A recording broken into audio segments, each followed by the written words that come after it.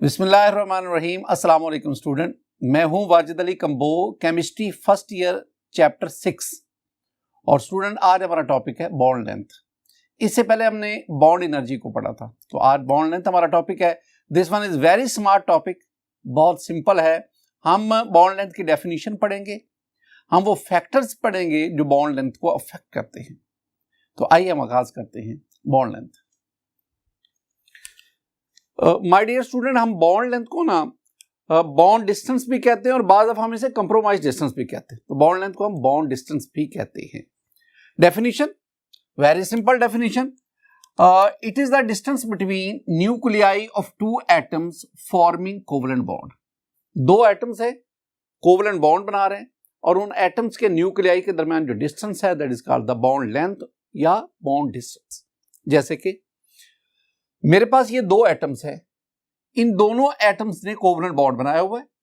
अब आप इन दोनों एटम्स के न्यूक्लियाई के दरमियान जो डिस्टेंस लेंगे that distance is called the bond length, या हम इसे बॉन्ड डिस्टेंस भी कहते हैं। डेफिनेशन, ये डेफिनेशन जो है ना स्टूडेंट, ये प्योरली कोवलेंट कंपाउंड की है।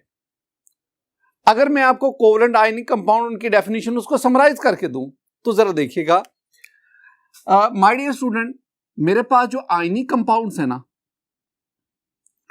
आयनिक कंपाउंड्स, अगर मैं ये जानना चाहूं कि जो आयनिक कंपाउंड्स हैं उनकी बॉन्ड लेंथ कैसे मेजर करते हैं, तो वेरी सिंपल। आयनिक कंपाउंड में the bond length of ionic compound is the sum of ionic radii of cation and anion. Cation और एनाइन का आयनिक रेडियस ले लें, उसका सम ले लें, that is the bond length of ionic compound. मसलन ये मेरे पास है R प्लस, R प्लस का मतलब है radius of cation plus R minus में रेडियस ऑफ एनाइन। तो एनाइन का रेडियस, कैटाइन का रेडियस, दोनों का सम ले लें, that is called the bond length. My dear student, इसी चैप्टर के शुरू में जहां पे हम एटॉमिक साइजेस पढ़ रहे थे वहां पे मैंने इन दोनों के सम को इंटर आयनिक डिस्टेंस आपको बताया था और आज मैं उसे बॉन्ड लेंथ कह रहा हूं। दूसरी बात, अगर मैं कोवलेंट कंपाउंड की बात करूं, covalent compounds, my dear student, in case of covalent compounds the bond length is the sum of covalent radii of bonded atoms।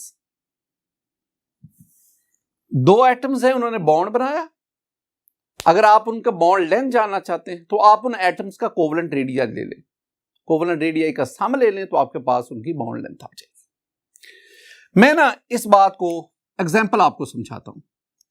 My dear student, मेरे पास जो एग्जांपल है ना, मैं कार्बन क्लोरीन, इसकी बॉन्ड लेंथ जो है ना, इसको मालूम करना चाहता हूं। Bond length between carbon chlorine bond.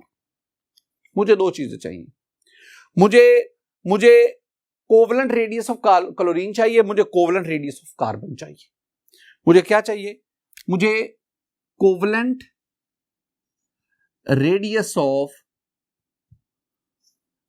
Chlorine चाहिए, कार्बन चाहिए। मैं दोनों का कोवलेंट रेडियस लेकर उसका सम लूंगा तो मेरे पास ये bond length between carbon chlorine bond ये आ जाएगा। कैसे, जरा देखिए। पहले मैं ये क्लोरीन का कोवलेंट रेडियस उसकी बात करता हूं। माय डियर स्टूडेंट, ये मेरे पास क्लोरीन के दो एटम्स हैं, आपस में कोवलेंटली बॉन्डेड है। अगर आप इनकी बॉन्ड लेंथ देखेंगे तो आपके पास ये आ जाती है 198 पिकोमीटर। बाद अब हम इसको 181 पिकोमीटर भी कह रहे हैं, लेकिन ये मैं आपके टेक्स्ट बुक के मुताबिक बात कर रहा हूं। तो 198 पिकोमीटर, आप इसका हाफ ले लें। जब आप इसका हाफ लेंगे तो दैट इज 99 पिकोमीटर, और 99 picometer is the bond length covalent radius of chlorine. तो मेरे पास कोवलेंट रेडियस ऑफ क्लोरीन ये आ गया मेरे पास 99 पिकोमीटर। अब दूसरी बात, covalent radius of carbon. My dear student, ये दो कार्बन के एटम है which are covalently bonded.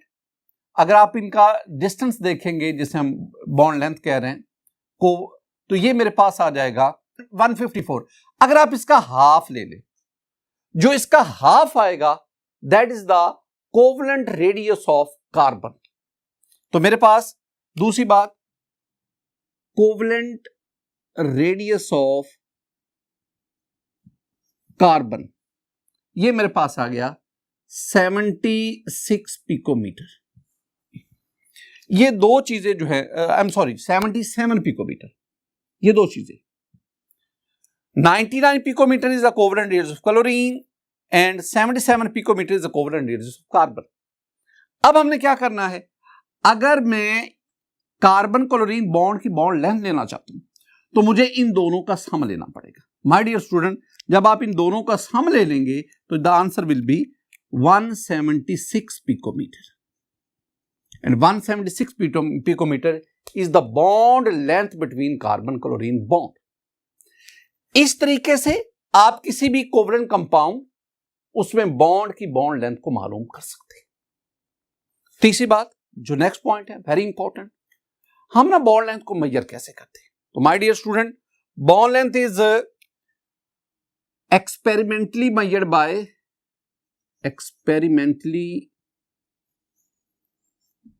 measured by electron diffraction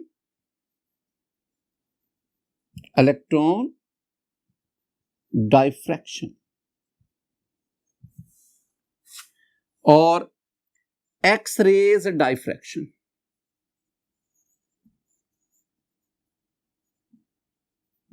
और spectroscopic method. Spectroscopic methods. My dear student, these are various physical techniques to determine the bond length. आगे हम बढ़ते हैं, factors affecting bond length. हमारी book ना 3 factors की तरफ इशारा करती है। हमारी बुक कहती है ionic character of covalent bond, mode of hybridisation, atomic radius. लेकिन मैं बॉन्ड ऑर्डर और मल्टीप्लिसिटी इसको भी चौथे फैक्टर के तौर पर डिस्कस करूंगा। पहले हम आगाज करते हैं ionic character of a covalent bond. तो ionic character of covalent bond bond length को कैसे अफेक्ट करता है। माय डियर स्टूडेंट, जरा पहले अपना एक बेसिक रिलेशन उसको स्टडी कर ले। बेसिक रिलेशन मेरे पास क्या है, बेसिक रिलेशन है कि डेल्टा ई एन, मैंने पहले भी आपको समझाया, जब भी मैं डेल्टा ई एन लिखूं इसका मतलब होता है electronegativity difference between bonded atom. तो delta E N is directly proportional to percentage ionic character, या मैं इसे बॉन्ड पोलैरिटी कहता हूं, bond polarity, and that is inversely proportional to bond length. अब इसको समझना है, वो स्टूडेंट जिन्होंने एंटी टेस्ट के लिए प्रेपरेशन करनी है ना, उनके लिए इस किस्म का रिलेशन उनको समझना याद करना लाजमी है। तो ये क्या लिखा हुआ है, delta in electronegativity difference between bonded atom. जितना electronegativity difference between bonded atom ज्यादा होगा उतना परसेंटेज आयनिक करैक्टर ज्यादा होगा, उतनी बॉन्ड पोलैरिटी ज्यादा होगी, और जितना बॉन्ड ज्यादा पोलर होगा उतनी बॉन्ड लेंथ कम होगी। मेरे पास एग्जांपल है माय डियर स्टूडेंट, मेरे पास ना सिलिकॉन टेट्राफ्लोराइड है, SiF4 सिलिकॉन टेट्राफ्लोराइड। मैं ना सिलिकॉन फ्लोरीन बॉन्ड, इसकी बॉन्ड लेंथ जानना चाहता हूं। मैं 2 काम करूंगा। पहले तो मैं इसकी ना कैलकुलेटेड बॉन्ड लेंथ उसकी बात करूंगा। माय डियर स्टूडेंट, मेरे पास जो सिलिकॉन है ना, सिलिकॉन की जो कोवलेंट रेडियस है ये 117 पिकोमीटर है। Covalent radius of silicon 117 picometer, and the covalent radius of fluorine that is 64 picometer according to our book जहां से मैं पढ़ा रहा हूं। अगर आप इन बॉन्ड लेंथ जानना चाहते हैं तो दोनों कोवलेंट रेडियाई का सम ले लें, 117 प्लस 64, तो ये आपके पास 181 आ गया।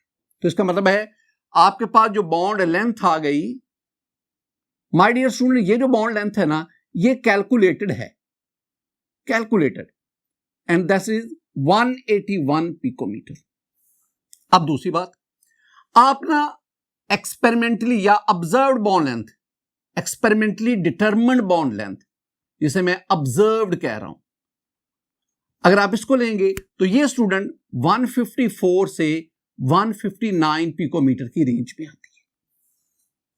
हमने कैलकुलेट कितनी की? हम कह रहे हैं ये जी बॉन्ड लेंथ जो है, हम कहते हैं जी ये बॉन्ड लेंथ जो है ये 181 पिकोमीटर है। एक्सपेरिमेंटली डिटरमिन्ड वैल्यू कहती नहीं, ये 154 पिकोमीटर है।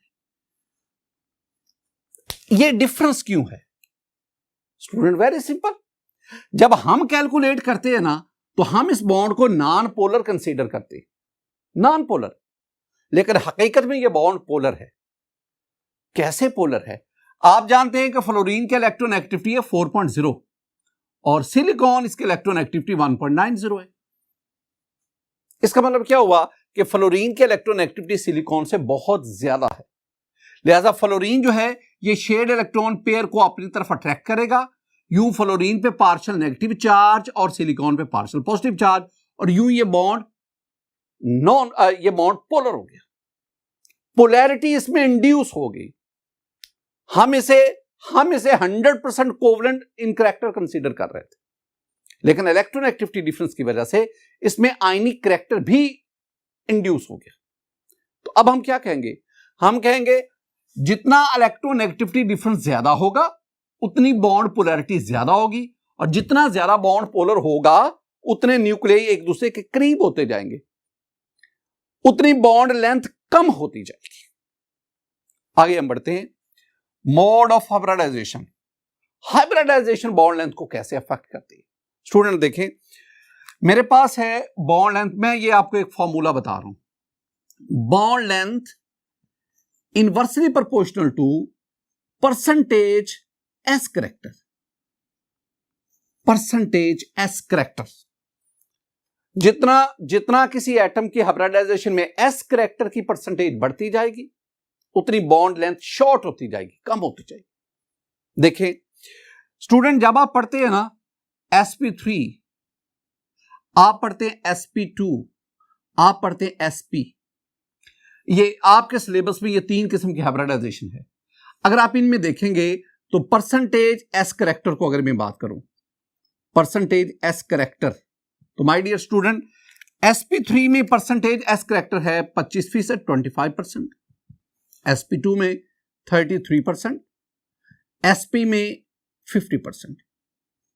तो आप देखें जब आप sp3 से sp2 से sp की तरफ बढ़ते हैं तो एस करैक्टर की परसेंटेज बढ़ती जा रही है, और अगर एस करैक्टर की परसेंटेज बढ़ती है तो इट मींस कि बॉन्ड लेंथ को कम होना चाहिए। देखें हम, मेरे पास ना कार्बन कार्बन सिंगल बॉन्ड है, this one is carbon carbon single bond, this one is carbon carbon double bond, carbon carbon double bond, और my dear students this one is carbon carbon triple bond. आप जानते हैं कि जब carbon carbon single bond होता है ना तो this carbon is sp3 hybridised, जब कार्बन कार्बन डबल बॉन्ड है this carbon is sp2 hybridised, और in case of triple bond this carbon is sp hybridised. तो इसका मतलब है कि जब यूं बढ़ रहे हैं तो परसेंटेज एस करैक्टर बढ़ता है। अब इसका बॉन्ड लेंथ पर क्या इफेक्ट होगा जरा देखिए, ये जो बॉन्ड है कार्बन कार्बन सिंगल बॉन्ड, इसकी बॉन्ड लेंथ है 154 पिकोमीटर, डबल बॉन्ड इसकी बॉन्ड लेंथ है 133 पिकोमीटर, ट्रिपल बॉन्ड इसकी बॉन्ड लेंथ है 120 पिकोमीटर। तो माय डियर स्टूडेंट ये रिजल्ट वाजे है। अच्छा ऐसा होता क्यों है? रीजन क्या है? वेरी सिंपल रीजन, ये मेरे पास न्यूक्लियस है कार्बन का, ये 2s है, ये 2s है, ये 2p ऑर्बिटल्स है, ये s है 2s, ये p ऑर्बिटल्स है। s ऑर्बिटल न्यूक्लियस के करीब है, जब न्यूक्लियस के करीब होगा तो s ऑर्बिटल में मौजूद इलेक्ट्रॉन पर न्यूक्लियर अट्रैक्शन स्ट्रॉन्ग होगी, और p जरा न्यूक्लियस से दूर है तो p में मौजूद इलेक्ट्रॉन पर न्यूक्लियर अट्रैक्शन कतरे वीक होती है। अब जब s करैक्टर ज्यादा होगा इसका मतलब है वो हाइब्रिड ऑर्बिटल न्यूक्लियस के करीब होगा, और करीब होने की वजह से उस हाइब्रिड ऑर्बिटल में मौजूद जो बॉन्डेड इलेक्ट्रॉन पर न्यूक्लियर अट्रैक्शन स्ट्रांग होगी।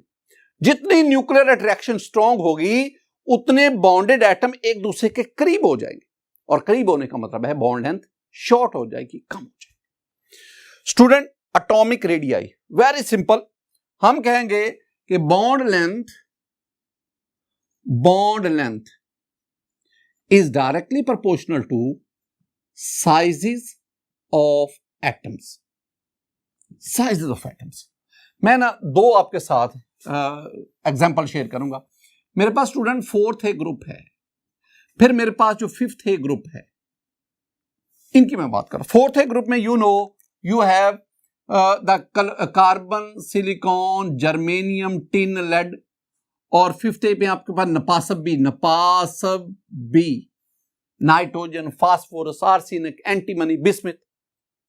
आप ना इनके कार्बन का साइज छोटा, सिलिकॉन का साइज बड़ा, कार्बन एटम के गिर्द 2 शेल, सिलिकॉन एटम के गिर्द 3 शेल्स, जितने नंबर ऑफ शेल बढ़ेंगे उतना एटॉमिक रेडियस बढ़ता है। अगर 2 कार्बन के दरमियान बॉन्ड है, कार्बन कार्बन बॉन्ड, अगर 2 सिलिकॉन के दरमियान बॉन्ड है, सिलिकॉन सिलिकॉन बॉन्ड।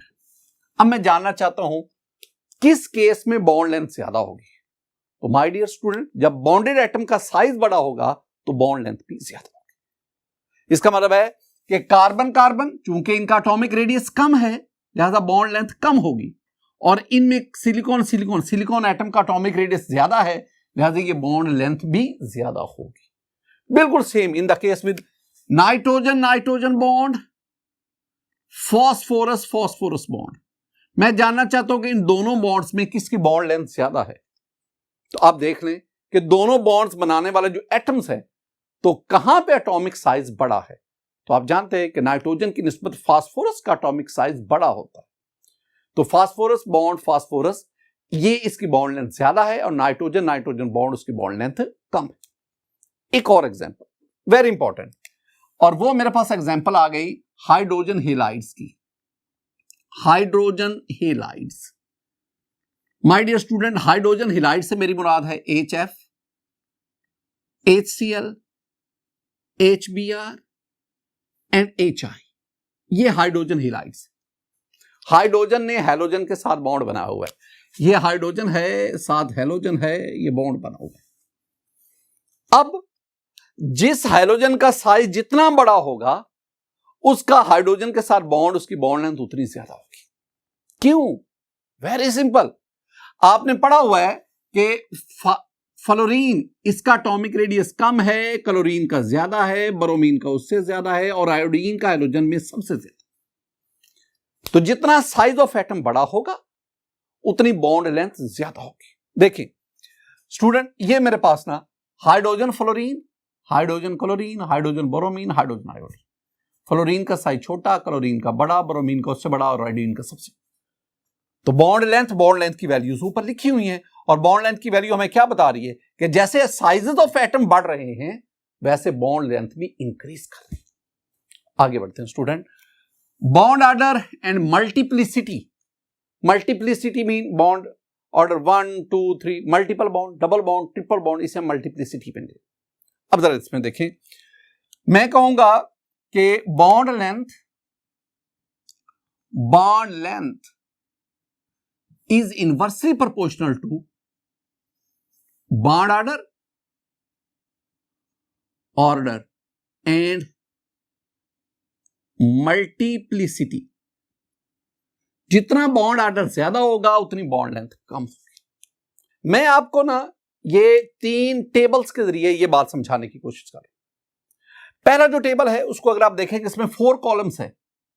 पहले कॉलम में कार्बन सिस्टम है, दूसरे में बॉन्ड ऑर्डर है, तीसरे में आपके पास बॉन्ड लेंथ आ गई, और चौथे में बॉन्ड एनर्जी है। My dear student, carbon carbon single bond, carbon carbon double bond, carbon carbon triple bond, bond order 1 2 और कार्बन कार्बन 3 के सिलसिले में बॉन्ड ऑर्डर 3 आ गए। अब आप इनकी बॉन्ड लेंथ लेते हैं। Carbon carbon single bond length 154 picometre, double bond 133 picometre, और carbon carbon triple bond 120 picometre. अब आप देख लें, जब बॉन्ड ऑर्डर बढ़ रहा है तो बॉन्ड लेंथ कम हो रही है। अब बॉन्ड एनर्जी पे चले जाएं, तो पहले केस में when there is carbon carbon single bond, आपके पास जो बॉन्ड एनर्जी कम है, कार्बन कार्बन डबल बॉन्ड में बॉन्ड एनर्जी बढ़ गई 614, और कार्बन कार्बन ट्रिपल बॉन्ड में बॉन्ड एनर्जी जो है वो 839 और बढ़ गई। बिल्कुल इसी तरह मेरे पास ये दूसरा सिस्टम आ गया, carbon oxygen system. Carbon oxygen single bond, carbon oxygen double bond, carbon oxygen triple bond, bond order 1 2 3, और इसके कॉरेस्पॉन्डिंग आप बॉन्ड लेंथ को देखें। जब बॉन्ड ऑर्डर बढ़ रहा है तो बॉन्ड लेंथ कम हो रही है, लेकिन अगर आप बॉन्ड एनर्जी को देखेंगे तो वो इंक्रीज कर रही है। तमाम बातों को आपस में कोरिलेट करना है। मेरे पास एक और भी है माय डियर स्टूडेंट, ये मेरे पास नाइट्रोजन सिस्टम है। Nitrogen nitrogen single bond, nitrogen nitrogen double bond, nitrogen nitrogen triple bond, bond order 1 2 3, और अगर आप इसकी बॉन्ड लेंथ देखेंगे तो बॉन्ड ऑर्डर बढ़ने से बॉन्ड लेंथ कम हो रही है, लेकिन बॉन्ड एनर्जी अगर आप देखेंगे तो वो इंक्रीज कर रही है। ये जो तीन टेबल्स हैं ये हमें बता रहे हैं कि bond length inversely proportional to bond energy, और बॉन्ड लेंथ जितनी कम होती जाती है, बॉन्ड ऑर्डर जितना बढ़ता जाता है, बॉन्ड लेंथ कम होती जाती है, और बॉन्ड लेंथ कम होने से बॉन्ड एनर्जी इंक्रीज करती है। एक बहुत इंपॉर्टेंट सेंटेंस। एक और बात माय डियर स्टूडेंट, मैं ये एक सेंटेंस लिखने जा रहा हूं कि resonance and hyper conjugation, hyper, जो इंटेलिजेंट स्टूडेंट हैं उनके लिए ये सेंटेंस है। Resonance and hyper conjugation also change the bond length. ये भी बॉन्ड लेंथ को चेंज करते हैं। कैसे? स्टूडेंट आपने पढ़ा कि कार्बन कार्बन सिंगल बॉन्ड जो होता है ना, कार्बन कार्बन सिंगल बॉन्ड, इसकी बॉन्ड लेंथ है 154 पिकोमीटर।